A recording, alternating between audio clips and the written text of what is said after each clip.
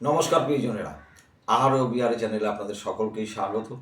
আজকে আমাকে দারুণ একটা ভিন্ন স্বাদের মাছের রেসিপি পরিবেশন করেছে, তা হলো তিল কাতলা।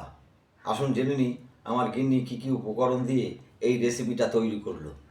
প্রিয়জনেরা, প্রথমে 500 গ্রাম কাতলা মাছ ধুয়ে নুন হলুদ মাখিয়ে রেখে দিয়েছি। একটা পেস্ট তৈরি করেছি, ওর মধ্যে 25 গ্রাম তিল দিয়েছি, 100 গ্রাম টক দই আর 4টে পেঁয়াজের বেরেস্তা করে ওর মধ্যে দিয়েছি, আর কাঁচা লঙ্কা দিয়েছি, দিয়ে পেস্ট করে নিয়েছি। পেস্ট করে রেখে দিয়েছি। একটা গ্যাসে কড়াই বসিয়েছি, তার মধ্যে সর্ষের তেল দিয়ে মাছটাকে ভেজে নিয়েছি। ভেজে নিয়ে ওর মধ্যে তেজপাতা, গোটা গরম মশলা ফোড়ন দিয়েছি। ফোড়ন দিয়ে এই যে পেস্টটা করেছিলাম, পেস্টটা দিয়ে দিয়েছি ওর মধ্যে। দিয়ে খানিকক্ষণ নাড়াচাড়া করে একটু আদা বাটা, রসুন বাটা, লঙ্কার গুঁড়ো, জিরে গুঁড়ো, ধনে গুঁড়ো, স্বাদ মতো নুন দিয়েছি। দিয়ে ভালো করে ওটাকে একটু জল দিয়ে ভালো করে কষিয়েছি। কষিয়ে জল সামান্য একটু আরেকটু জল দিয়ে মাছ দিয়ে দিয়েছি, দিয়ে ঢেকে রেখেছি। ঢাকার পরে কিছুক্ষণ বাদে ঢাকনাটা খুললাম, খুলে দেখলাম ঝোলটা ঘন হয়ে গেছে। তখন ওরা নামিয়ে ওর মধ্যে গুঁড়ো গরম মশলা ছড়িয়ে পরিবেশন করেছি। খেয়ে বলুক কেমন হয়েছে। তাহলে প্রিয়জনরা সকলেই শুনলেন, জানলেন কীভাবে এই রেসিপিটা তৈরি হলো।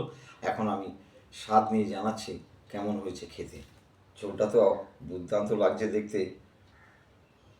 একটু ভাত মেখে নিলাম, সাথে কাতলা মাছ।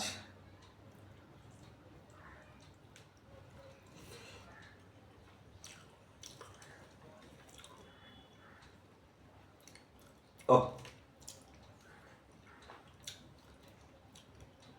দুর্দান্ত স্বাদ, কি বলবো।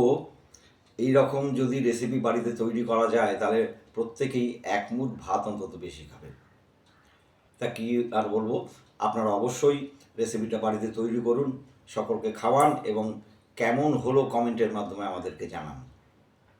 আজ তাহলে এই পর্যন্তই, দেখা হচ্ছে খুব শীঘ্রই নতুন কোনো রেসিপি নিয়ে। আপনারা সকলেই সুস্থ থাকবেন, ভালো থাকবেন, আমাদের পাশে থাকবেন, আমার চ্যানেলকে লাইক, শেয়ার, সাবস্ক্রাইব করবেন। আজ এই পর্যন্তই, টাটা।